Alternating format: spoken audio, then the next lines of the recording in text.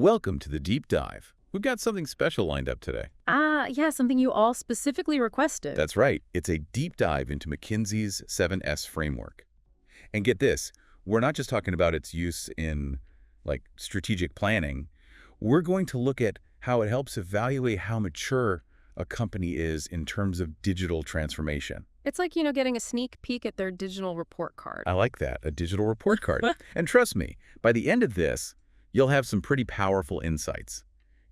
The kind you can use to tackle those tricky business case problems you've been working on. Absolutely. The thing is, this framework came out way back in the early 1980s. Wow, that's like ages ago in the tech world. Right. And with all the changes in technology, you'd think a model that old would be obsolete. Yeah, I think so too. But it's actually incredibly relevant, surprisingly powerful. Now that's what makes this deep dive so fascinating. Okay, so let's break it down. What are these 7S's we're talking about? For anyone who's not familiar with this framework, obviously. Okay, so picture a web, 7 interconnected elements. Got it. So you've got strategy, structure, systems, style, staff, skills.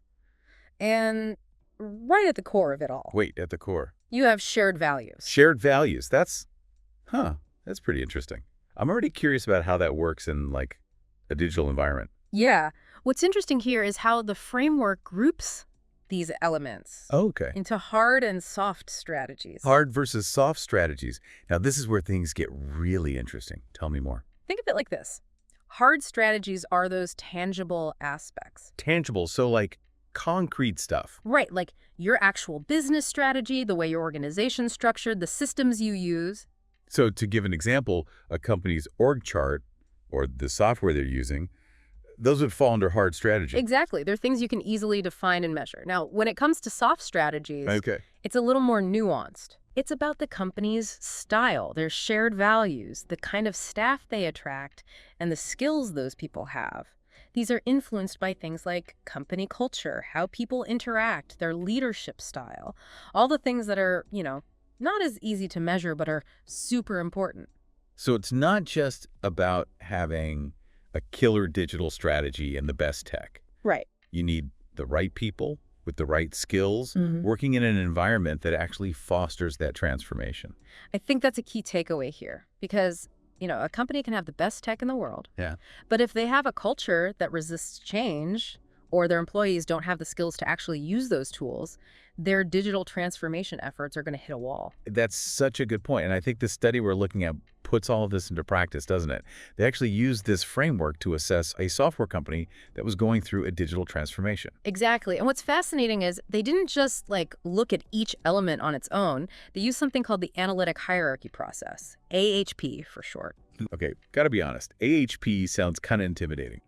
Break that down for me a bit. Sure. So basically, it's a way to make sure they weren't just subjectively saying, this is important, that's not. They had a structured approach to give each factor a score based on how much it really impacted digital transformation. So it adds a layer of objectivity. Right, exactly. I like that. It takes away the guesswork. That's what makes the study so insightful, It gives us this data-driven look at how the framework can be used in a real setting. They really went deep into those 7 areas. They did. Analyzing how well the company was doing in terms of their digital transformation. Okay, so they had the framework, they had the scoring method, they had a real company. What were some of the things they specifically looked at for each element? How did they actually assess strategy when it came to digital transformation? Well, for strategy, they looked at whether the company had a clear digital vision for the future. Did they have a roadmap to achieve their goals? What was interesting was they discovered that the company's vision was too focused on short-term wins. Oh, interesting. And they didn't really have a solid plan to truly integrate new technologies. So even if a company thinks they have a good strategy, right, this framework can show them where they have blind spots. Exactly. That's pretty valuable. What about structure? How did they assess that? Well, they looked at whether the organizational structure was helping or, actually hindering digital initiatives, were teams siloed, making it difficult to collaborate? Or did they have a structure that fostered agility and cross-functional teamwork? It sounds like they were trying to see if there were any structural bottlenecks. Exactly. And they followed this process for every single one of the 7 elements. Wow. So they used the 7S framework to examine the company's digital readiness from all angles? Did they come up with an overall score for the software company? They did. After analyzing the data, they found that the company had a digital transformation maturity score of 78%. 78%. Yeah, not bad, but definitely room for improvement. It's like a solid B, right? Good, but could be better. Okay, tell me, what were the most surprising things they learned? What really stood out from this whole assessment? One of the biggest takeaways was that strategy, out of all the elements, was the most crucial for success in digital transformation. So even with a good team, a culture of collaboration and great tech, if the digital strategy isn't there, a company can be held back. Exactly. It shows how important it is to have a well-defined digital strategy as the foundation. Like if their strategy is weak, it doesn't matter how good they are in other areas. Right. It's a house of cards ready to fall apart. It's a great analogy. Yeah. It really highlights why this framework is so powerful. It makes you look at the big picture. This is amazing. I'm already thinking about how I can apply this in my work. Before we go any further, though, can we visualize this whole process? The study mentioned a flowchart, right? Yes, figure 2 in the study outlines their methodology. Great. It walks you through the steps they took. Awesome.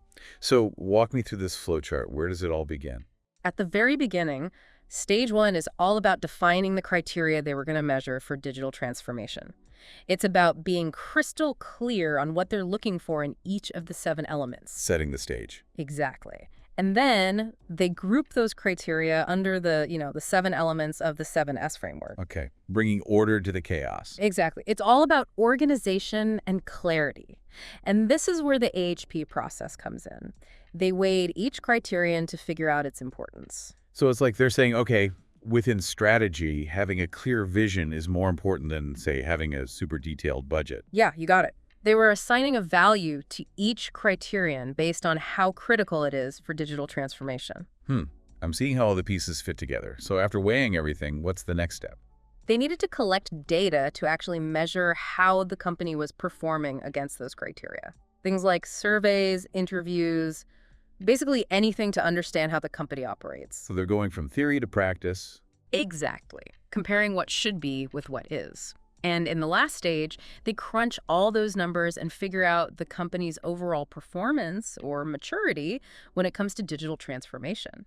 Okay, so they take all the individual scores, weigh them based on their importance, and calculate the final grade, that 78% we talked about. That's right. It helps them see where the company is strong and where it's weak. This is already so fascinating. We've only just scratched the surface. I can't wait to hear more about the study's findings and what it all means for our listeners. So, we talked about strategy being super important. Yeah. But the study also found that those soft strategies, remember those, Right. they can really make or break a digital transformation. It's interesting, you'd think in a world of tech and digital stuff that company culture wouldn't matter as much. It's a pretty common misconception. Yeah. People think digital transformation is just about the newest software or automating things. Right. But the reality is, if you don't have the right culture in place, it just won't work. So like a company can spend a ton of money on fancy systems. Yeah. But if their employees aren't on board, or if your leaders don't support the changes, it's all for nothing. Exactly. And remember how shared values are at the core of that framework? Well, the study found that agility and collaboration, those were really important in the context of digital transformation. This makes me think of a company I worked with, gosh, it must have been a few years ago. They spent so much on this new customer relationship management system. Okay.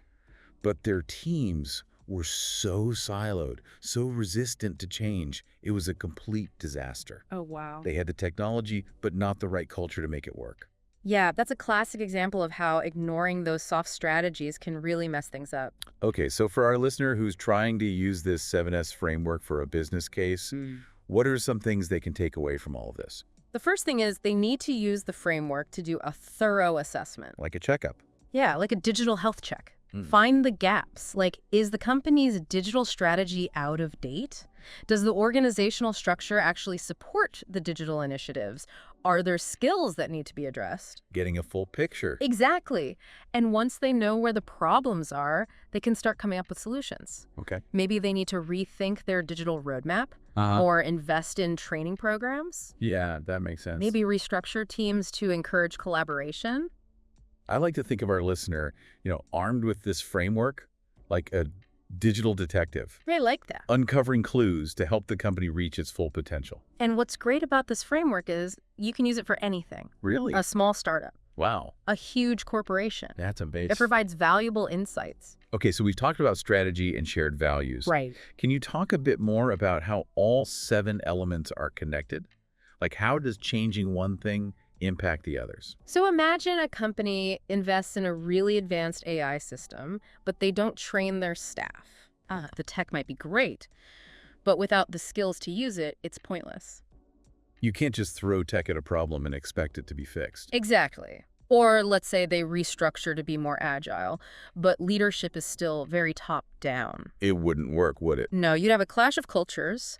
The structure might support agility, but if decisions are slow, it won't matter. Right, that's why you have to look at everything together. It's all connected. Okay, so our listener has done their assessment, Yeah. found the gaps. Right. Now what? How do they go from assessment to action? That's where strategic planning comes in. The 7S framework can be a roadmap for digital transformation. Let's say the assessment shows that the company's systems are outdated. Okay. They can use the framework to guide them in choosing and implementing new systems that work with their digital strategy and their existing structure, skills, and style. So they're using it as a blueprint. Exactly. And this isn't a one-time thing. It's an ongoing process. I see. As things change, they can use the framework to make sure everything is still aligned. It's like digital transformation isn't the goal, it's a journey. Exactly. It requires constant adaptation. We focused a lot on the challenges, Yeah. but the study said the software company, even with that 78%, had a strong foundation in shared values. That's a really good point. What can other companies learn from that? It's important to remember that even if a company isn't perfect, having a strong culture that values things like innovation and collaboration, that can be a huge asset. Like a secret weapon. Yeah, kind of. And this brings us to an interesting question. Okay. Could focusing on those shared values be the key to getting an even higher score? That's a really good question. Culture could be the key to success. Right. I'd love to hear your thoughts on that. Yeah, it is. It really makes you think. Can building the right shared values get a company a higher score? I mean, the study definitely suggests it's possible. It's a powerful idea. Okay. But how do you actually change a company's culture to be, more digital? You can't just tell people to change. Oh, definitely not. It has to be a real effort, and it starts at the top. Okay. Leaders can't just talk about it. Right. They have to live those values. If they're saying agility is important, Yeah. then they have to make decisions quickly. Makes sense. If collaboration is key, then they have to break down those silos and get people working together. It's that lead by example thing. Exactly. It seems so simple, but people forget about it. So true. What else is important for this kind of change? Communication is huge. Uh-huh. You can't just tell people digital transformation is happening. Right. You have to explain why, how it helps them, Okay. how they can be a part of it. It's about making people feel like they're part of something bigger. Exactly. And that might mean giving them chances to learn new skills, Okay. try out new technologies, share their ideas. So you're creating a learning environment. Yeah, exactly. That sounds like a pretty awesome place to work. It's about empowering people, Right. giving them the tools they need and letting them contribute. Makes sense. And don't forget to celebrate successes along the way, even the small ones. Why is that? It shows people you appreciate their efforts, and it encourages everyone to keep going. So it's not just about the technology Right. or the plan. Yeah, It's about the people. exactly. At the end of the day, digital transformation is about people. The companies that get that, the ones that invest in their people and create a culture where everyone feels valued, Yeah. those are the companies that will really succeed in this digital age. This has been an amazing deep dive. We've learned so much about the McKinsey 7S framework, We have.